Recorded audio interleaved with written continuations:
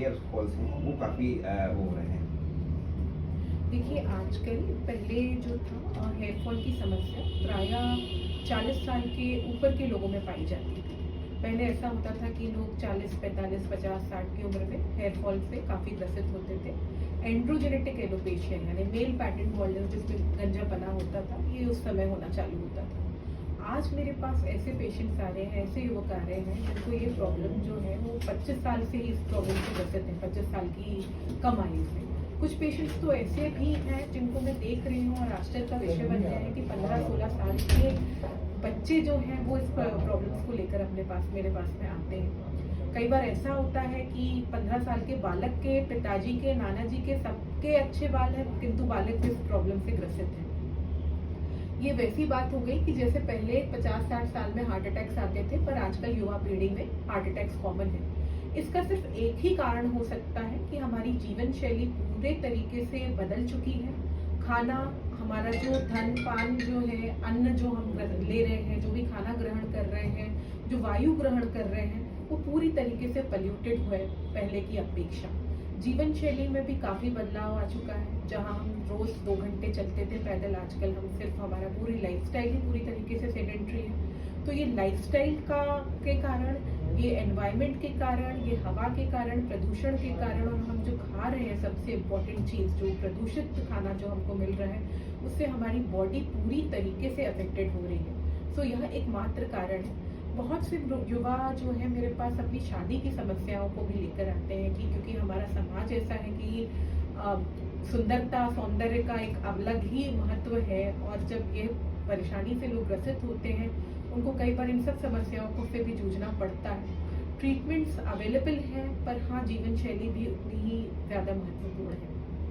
Ma'am समाधान क्या है अगर देखिए, समाधान नॉन सर्जिकल ट्रीटमेंट है और हेयर ट्रांसप्लांट भी बहुत लोग कराते हैं। मेरा जो स्पेशलाइजेशन है वो पूरी तरीके से non surgical hair growth treatment में है। मेरी एमडी डर्मेटोलॉजी के बाद मैंने जो है सारी अपनी उपलब्धियां जो है विदेश से प्राप्त की हैं, यूएसए, सिंगापुर और बैंकॉक से। और 5 साल तक इंटेंस रिसर्च के बाद एक पद्धति का मैंने निर्माण किया जो हेयर ग्रोथ बूस्टर पद्धति कहते हैं। बेसिकली नॉन सर्जिकली ही हम इसमें बालों को वापस से रीग्रोथ करने की कोशिश करते हैं। इसमें genetic pattern of hair loss issues में भी हमको बहुत अच्छा इम्प्रूवमेंट मिल जाता है, पर यह समझना बहुत ही महत्वपूर्ण है क्योंकि ये प्रॉब्लम जो है जेनेटिक है। और कोई भी जेनेटिक प्रॉब्लम यानी कि आपके आनुवांशिक रूप से जीन्स में, आपके खून में ही है, तो इसमें हमेशा कुछ ना कुछ आपको मेंटेनेंस यानी कुछ ना कुछ चीज़ें आपको जैसे कि लोशंस या फिर कुछ ऐसे हेयर ग्रोथ के समाधान होते हैं, उनका आपको बार बार अनुग्रहण बार बार करते रहना पड़ेगा।